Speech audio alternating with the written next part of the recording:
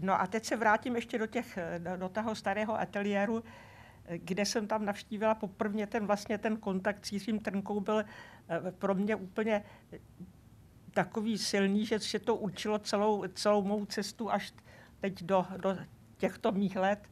Jsem tam přišla, on maloval v oběma rukama na balkon pro princezny.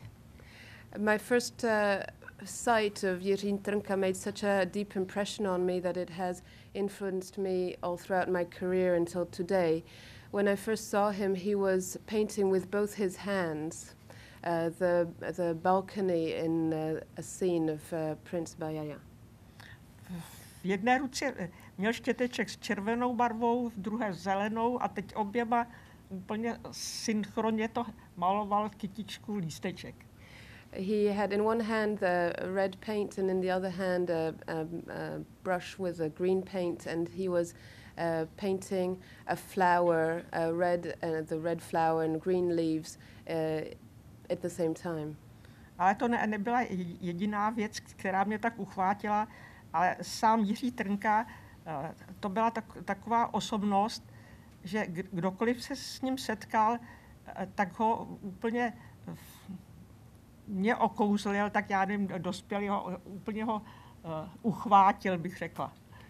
It wasn't just his skills, but his personality as well was so charming that from the first moment he just bowled me over. And he had the same effect on other people. Takže když jsem dostudovala na té škole, mezi tím se přestěhovali do toho nového ateliéru, tak jsem udělala maturitu a hned jsem běžela do studia loutkového filmu. And so then he moved to the new studio, and meanwhile I finished my secondary education, and I moved to the higher education, and I wanted to work in the studio. Kde jsem 2 měsíce pracovala, takže jsem každému pomáhala, co bylo potřeba. Jsem jako zkrátka cokoliv bylo, tak jsem s velkou radostí tam provedla, nebo whatever was needed, I did. For 2 months I worked there, and I did everything with great joy. Ale po těch 2 měsících, když jsem zjistila, že tam vlastně nejsem zaměstnaná, že jsem tam jenom taková na pomocná síla a dál už jsem tam nemohla setrvávat, tak jsem pak 2 roky pracovala jako grafička v nějakém propagačním nebo marketingovém studiu. And then after 2 months I realized I wasn't actually employed and I wasn't getting any money for my work.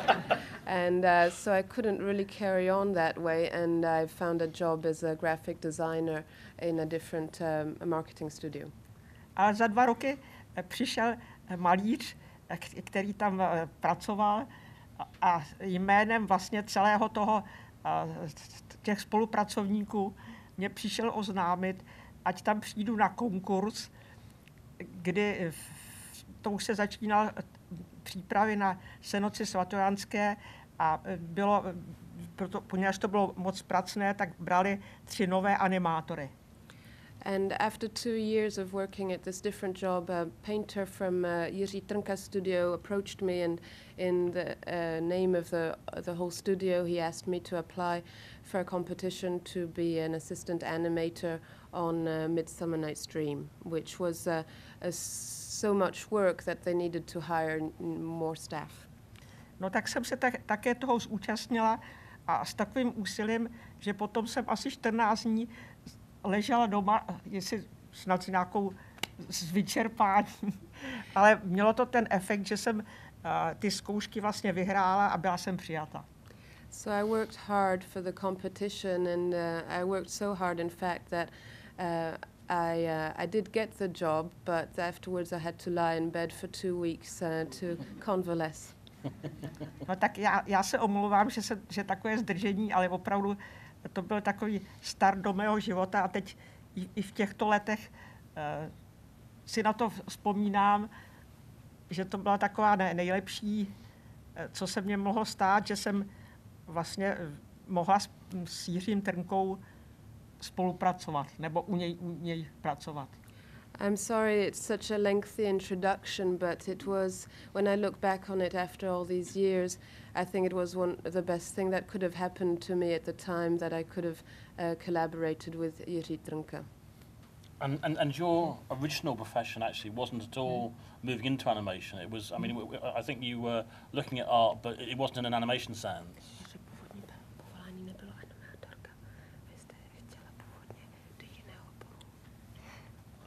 No, tak já jsem sice neměla takovou odvahu, původně jsem myslela, že tam budu jenom dělat ve výrobě, že budu dělat ty elfíky nebo na různých takových jako řemeslnických profesích, ale když jsem udělal ty zkoušky na animátora, tak jsem hned, byli jsme přijati 3 a měli jsme funkci asistent animátora.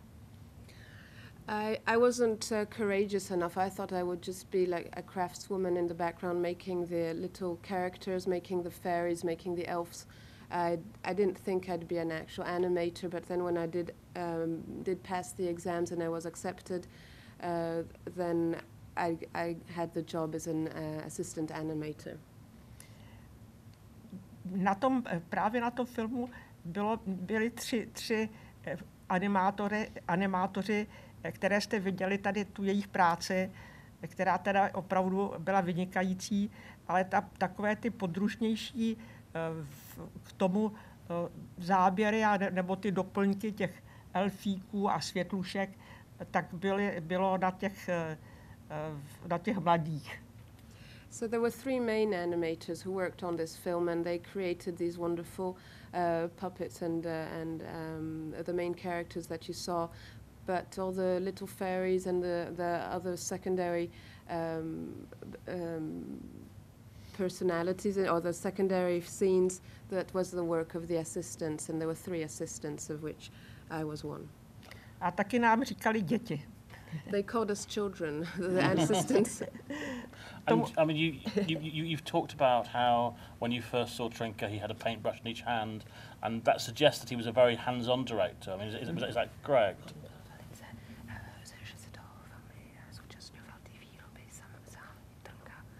No ano. Tak Jiří Trnka, to byla opravdu taková jako renesanční postava, osobnost, který opravdu, on uměl, co jste viděli ve filmu, tak on uměl všechno, kromě animace. On udělal loutku, i tu kostřičku by udělal, ten mechanismus vevnitř, vymodeloval hlavy, namaloval ty dekorace.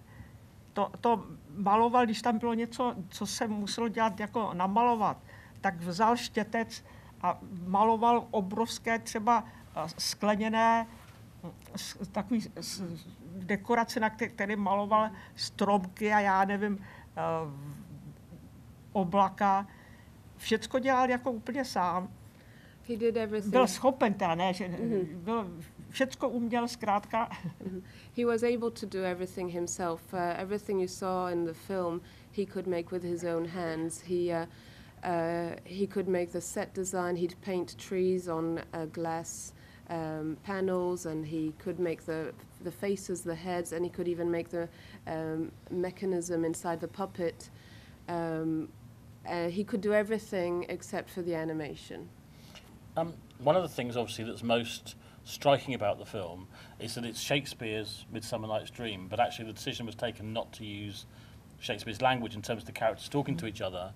And I wonder if you could just tell, I mean, and obviously that makes it, as I was saying before, very lyrical. They kind of express themselves through movement and through the art design, if you like. But can you tell us about the decision to first of all not use sort of Shakespeare's language, and then in terms of having that sort of the commentary sort of throughout?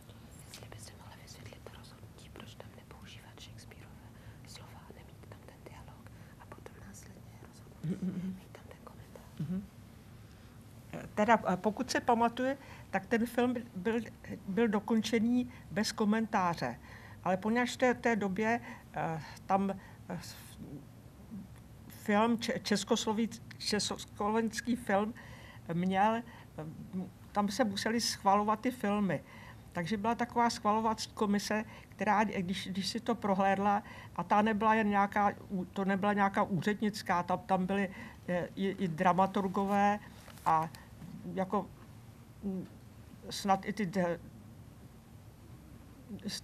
byli z toho ředitelství i odborníci, jak bych řekla. A ty doporučili, aby se k tomu doplnil komentář.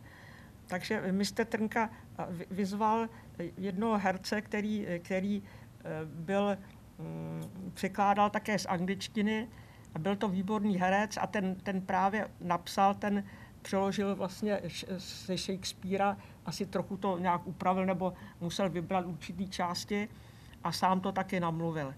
Vy to máte taky krásně namluvené.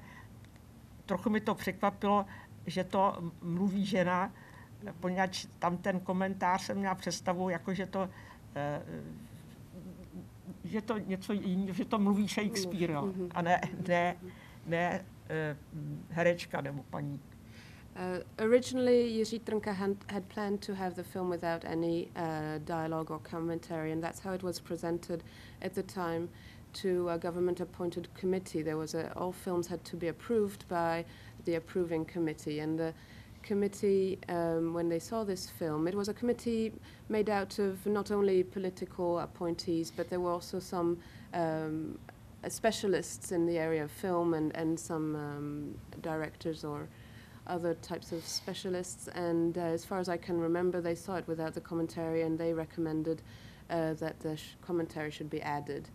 And so Jiří Trnka, even though his idea was that it should be without any words, he chose an actor who was also a translator from English to write the commentary and choose Shakespeare's part of the Shakespeare's work and edit it, and then add it to the film.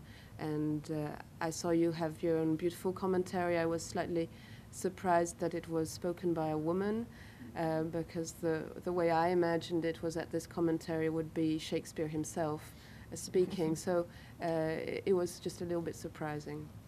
You worked with Trnka for another 10 years until he died, and then have continued right up until today, successfully animating and directing. And obviously we know your Film Forum 2 and 3, for example.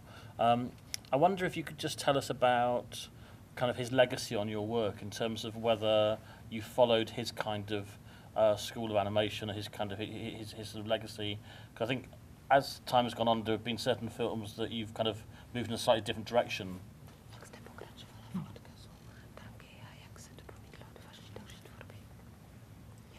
Ano.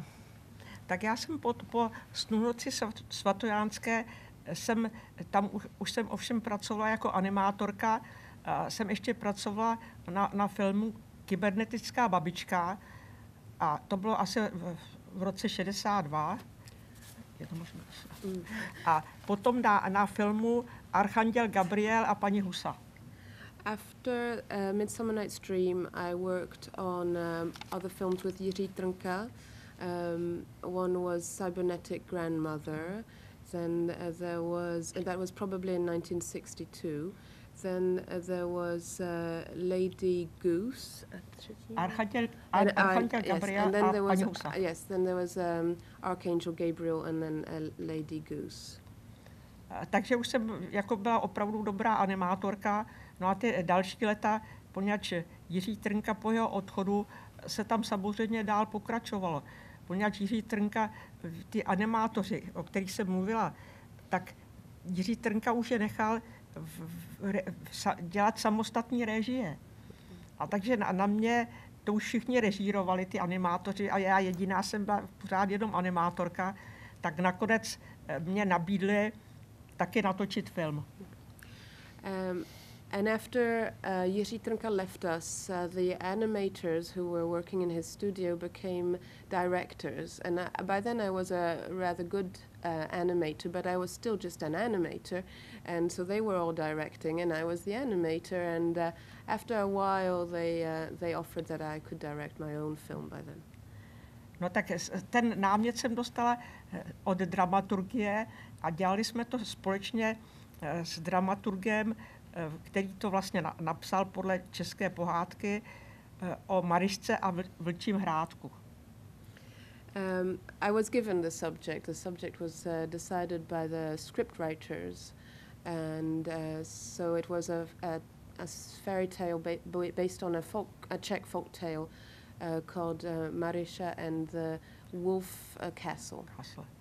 A ten film opravdu, to byl ovlivněný Jiřím Trnkou, že nevím, jestli to bylo dobře nebo nebylo, ale zkrátka já chtěla do toho dát všecko, co umím, a uměla jsem jenom to, co jsem se naučila u toho Jiřího Trnky, takže to byl vlastně takový jako trnkovský film. And so I did it, and I put into it everything I knew, but I had only learned what I had learned from Jiří Trnka, so actually it turned out to be a very Trnka-like film, and I don't know whether that was a good thing or a bad thing, but that was what I knew how to do. A poněvadž mezi tím se mi taky změnil jako privátní život, že jsem v těch 60. letech se mi narodily 3 děti a nebyla taková lehká situace. Já jsem stále pracovala a děti chodily do školky. A byla taková situace, že už jsem zkrátka musela od toho původního takového toho lirického přístupu k filmu nebo k té režii, že jsem to musela jako pozměnit. And meanwhile, things changed in my personal life in the 60s. During the 60s, I had 3 children, and they went to nursery and to school, and I had to continue to work, and I was working, and life became harder, and so I had to change my approach to the filmmaking, and I couldn't continue with this lyrical and poetic vision.